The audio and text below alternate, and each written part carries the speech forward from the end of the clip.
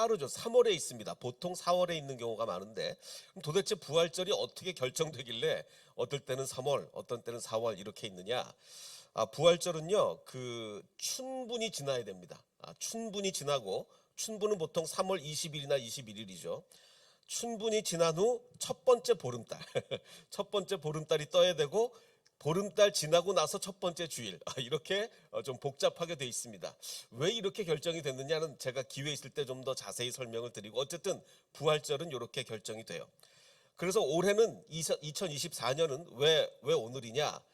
춘분은 3월 20일이고, 춘분에 지나고 첫 번째 보름달이 언제였느냐? 3월 25일에 보름달이 있었습니다. 이게 월요일이었어요. 지난 월요일. 그러니까 보름달 지나고 첫 번째 주일이니까 당연히 오늘 31일이 되죠. 그래서 춘분하고 보름달이 가까우면 부활절이 빨리 오고, 춘분과 보름달이 멀면 부활절이 늦게 오는 거예요. 그래서 이론상으로 가장 빠른 부활주일은 언제 있을 수 있겠습니까? 춘분이 3월 20일, 만약에 바로 다음 날이 보름달이고 바로 다음 날이 주일이 되면 제일 빠르면 3월 22일도 부활절이 될 수가 있어요. 그리고 늦으면 4월 25일까지 이렇게 늦춰질 수가 있습니다. 그래서 부활절이 이렇게 왔다 갔다 하는데, 제가 2011년에 부활절 설교를 뭘 했나 제가 찾아봤습니다. 왜냐하면 2011년이 정말 거의 제일 늦은 부활절이었어요. 4월 24일이었기 때문에 2011년 부활절이 굉장히 늦었는데, 이날 제가 무슨 설교를 했나 이렇게 찾아보니까 그때만 해도 스마트폰이 막 발전 단계였어요. 지금은 뭐 굉장히 발전해 있잖아요. 근데 이게 12년 전이니까 이때만 해도 스마트폰을 뭘 쓰고 있냐면 아이폰 4를 쓰던 시절입니다. 아이폰 4를 쓰던 시절인데, 이때 이제 부활절 바로 며칠 전에 신문 기사가 난 게 있었어요. 신문 기사가 스마트폰 시대에 사라지는 10가지가 사라진다. 이때 불과 아이폰 4를 쓰던 시절인데, 자, 그러면 1위부터 10위까지가 쫙 있었는데, 10위가 뭐였냐면 전화번호 안내 서비스가 사라진다고 했습니다. 여러분, 우리 젊은 사람들은 이런 걸 아예 모를 거예요. 우리 청년들, 옛날에는요 114라는 데를 걸면 전화번호를 가르쳐 줬어요. 어디 전화번호, 햇세드 교회 전화번호 알려주세요. 그러면은 안내하시는 분이 막 해서, 예, 햇세드 교회 전화번호는 이렇게 가르쳐 줬답니다. 전혀 무슨 얘기인지 모르겠죠. 옛날엔 이랬어요. 실제로 이게 다 사라졌죠. 요즘은 114 걸면 어디가 나옵니까? KT LG U 플러스 이런 데가 나와요. 예, 이거 완전히 사라졌고, 그 다음에 또 9위가 뭐냐? 종이지도가 사라질 거다. 그렇죠. 요즘 종이지도 보는 사람이 다 어디 있어요? 다 뭐 컴퓨터로 보고 이렇게 스마트폰으로 보죠. 그 다음에 8위가 뭐냐? 손목시계가 사라질 거다. 물론 멋으로 차고 다니는 사람은 있는데, 요즘 저도 손목시계 안 찬 지 뭐 10년이 넘었습니다. 뭐 핸드폰에 다 있으니까 굳이 손목시계 찰 필요가 없죠. 그러니까 뭐 쭉 가다가 3위가 뭐였냐? 3위가 디지털 카메라. 물론 이것도 뭐 사진 매니아들은 디지털 카메라를 들고 다니지만, 일반 사람들은 다 핸드폰으로 사진을 찍죠. 자, 대망의 1위가 뭔지 아십니까? 대망의 1위. 우리 청년들, 옛날엔 이런 게 있었어요. 뭐가 있었냐면 MP3 플레이어라는 게 있었습니다. 그래서 음악을 핸드폰으로 안 듣고 옛날에는 이런 걸로 다 들었어요. 근데 진짜로 다 없어졌죠. 자, 제가 이 말씀을 드리는 이유는, 핸드폰이 하나 나오는 걸로 세상이 이렇게 정말 많이 달라졌어요. 뭐 핸드폰이 스마트폰이 전과 후가 삶이 너무나 다른데, 예수님의 부활이 바꾸어 놓은 나의 삶을 뭐냐? 핸드폰에 의해서 우리 삶이 바뀌어진 거에 한 100배, 1000배는 우리 삶이 더 많이 바뀌어져야 되지 않겠느냐? 그 말씀을 드리고 싶습니다. 자, 예수님이 부활하신 후에 제자들에게 나타나셨습니다. 제자들이 이렇게 모여 있는데, 예수님이 그 가운데 갑자기 뿅 하고 나타나셨어요. 부활하신 후에 예수께서 친히 그들 가운데 서서 이르시되 너희에게 평강이 있을지어다.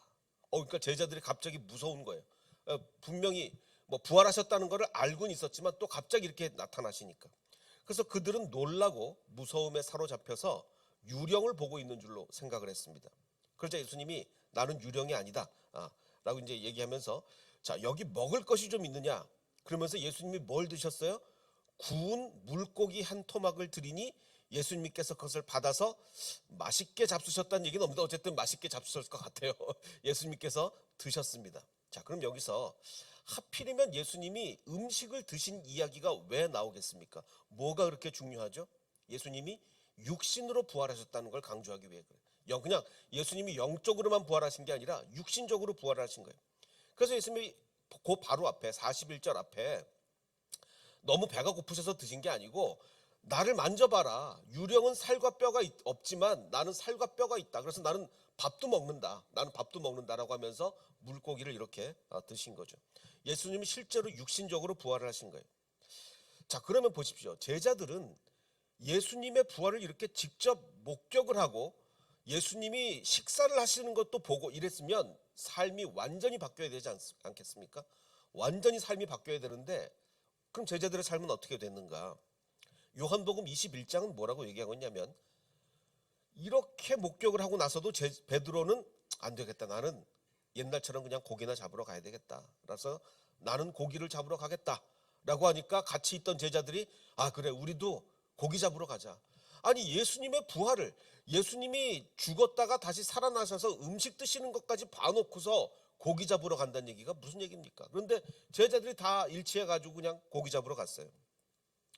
그래서 그들이 가서 배를 탔는데 당연히 하나님이 못 잡게 하시죠. 이때 고기를 하나님이 못 잡게 막으시는 겁니다. 그날 밤에는 고기를 한 마리도 잡지 못했어요. 그래서 밤 꼬박 새서 했는데 한 마리도 못 잡고 동이틀 무렵에 예수께서 바닷가에서 부르십니다.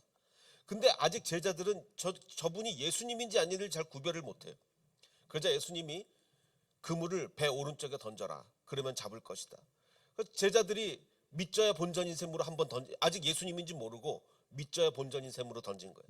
그러다 고기가 너무 많이 잡혀가지고 끌어올릴 수가 없었습니다. 이때 잡힌 고기의 마리수가 몇 마리죠? 153마리를 잡은 거예요. 그래서 그들이 이제 땅에 근데 나중에 예수님인 걸 알아본 거죠. 153마리 어마어마한 물고기를 딱 잡은 걸 보고 야 저분이 예수님이구나. 뭐 또 베드로는 뭐 물에 뛰어든다 그러고 뭐 또 난리가 난 거예요. 그래서 이제 그들이 땅에 올라와 보니 예수님이 숯불 바베큐를 준비하고 계세요. 숯불을 피워놓고 있는데 여기서 생선이 또 나옵니다. 얼마 전에 예수님이 직접 드셨던 그 생선. 예수님이 물고기 드시는 걸 봤는데 이번에는 예수님이 물고기를 준비해 놓고 계세요. 그래서 물고기를 준비해 놓고 제자들이 오기를 기다리고 계신 거죠. 제자들이 도착을 했습니다. 제자들이 이 무태 도착을 하니까 예수님이 베드로에게 하신 질문이 있죠. 뭐라고 질문을 하셨습니까? 내가 나를 사랑하느냐? 내가 나를 사랑하느냐? 왜 그랬을까요?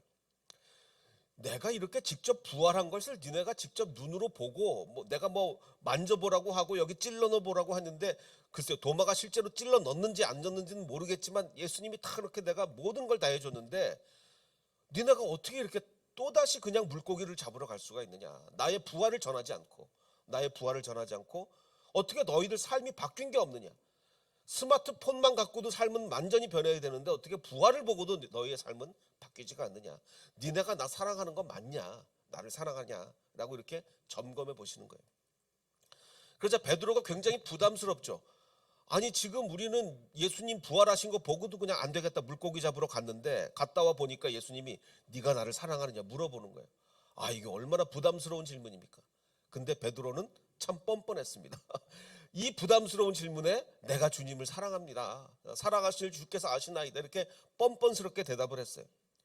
근데 예수님이 아직 제대로 사랑 못하는 거 아시잖아요. 그러니까 묻고 또 묻는 거예요. 마치 뭐처럼 보통 이제 부인들이 남편에게 자기나 사랑해 이렇게 묻는 것처럼 또 묻는 거예요. 3번이나 묻습니다. 3번을 물으니까 이게 베드로가 예수님이 확실히 아시는구나. 내가 제대로 사랑 못하는 걸 아시는구나. 그래서 3번째로 예수님이 요한의 아들 시몬아 네가 나를 사랑하느냐. 그러자 베드로는 내가 나를 사랑하느냐 하고 3번이나 물으심으로 불안해서 그래도 여전히 뻔뻔합니다. 불안은 했지만 주님께서는 모든 것을 아십니다. 그러므로 내가 주님을 사랑하는 줄을 주께서 아십니다. 정말 예수님의 그 기대에는 못 미치는데 한참 못 미침에도 불구하고 예수님 그래도 저는 예수님 사랑해요 이렇게 얘기를 하는 거죠.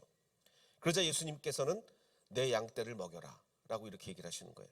자 근데 보십시오. 지금 베드로는 확신이 없어요. 정말 내가 자신 있습니다. 내가 예수님을 사랑합니다. 이렇게 대답하지 못하고 막 고민도 하고 불안해도 하고 막 주저주저 하면서 예수님 제가 사랑하는 줄 아시지 않습니까? 이렇게 대답하는데 이렇게 확신도 없고 자신도 없는 사람에게 예수님은 왜 사역을 맡기셨을까요? 너 그래? 너 그렇게 나를 사랑하는지 자신이 없어? 너 지금 부활을 보고도 물고기 잡으러 갔어? 너 목회하던 거 당장 때려쳐. 네가 무슨 목회를 하냐? 당장 내 양 떼 절대로 치지 마. 이게 아니라 반대죠. 내 양을 쳐라. 내 양을 먹여라. 이렇게 말씀하시는 거예요. 자, 그러면 왜 이렇게 확신 없는 자에게 예수님께서는 사역을 맡기셨겠습니까? 그 이유가 있어요. 그 이유가 뭐냐? 나중에 오순절에 성령 충만함을 받죠. 오순절에 성령 충만함을 받고 나니까 베드로는 완전히 달라집니다. 이제는 어떻게 돼요? 물고기 잡으러 갔던 베드로가 이제는 뭘 하게 됩니까? 순교를 당하는 길까지. 전설에 의하면 십자가에 거꾸로 매달려서 순교를 당하기, 이 상황까지 베드로는 예수님께 헌신을 하는 거예요.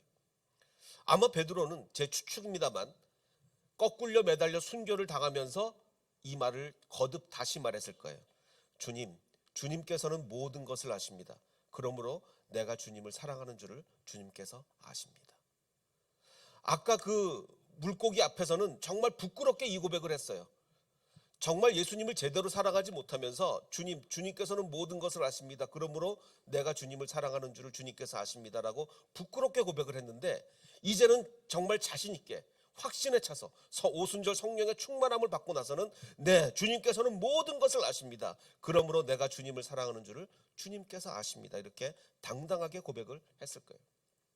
자, 그럼 다시 아까 문제로 돌아가서 주님께서는 너 왜 그렇게 자격이 없냐? 네가 내 부활을 직접 눈으로 목격하고도 지금 물고기를 잡으러 가? 당장 목회하던 거 때려쳐 라고 얘기하지 않고 내 양을 먹여라라고 하신 이유가 뭡니까? 여기 제가 하이라이트 강조한 것 그 이유예요. 모든 것을 아시니까.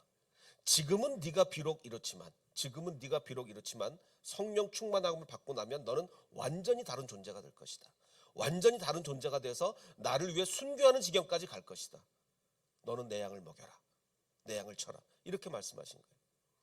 그래서 오늘 결론을 말씀드리면 예수님의 부활은 스마트폰이 우리의 인생을 바꿔놓는 것보다 100배, 1000배, 10,000배의 위력을 가지고 있습니다. 그래서 우리의 인생이 완전히 달라져야 돼요. 예수님을 믿기 전과 후, 그리고 예수님의 부활을 믿기 전과 후는 우리의 삶이 완전히 달라져야 된다는 거죠. 그래서 오늘 이제 성가대 칸타타가 시작이 됩니다. 우리가 그 찬양을 들으면서 내 자신의 삶을 점검하기 바랍니다. 정말 내가 달라졌는가? 내 삶이 이렇게 달라졌는가? 전과 후가 이렇게 다른가? 고민하며 고백할 수 있는 저와 여러분이 되시기를 주님의 이름으로 축원합니다.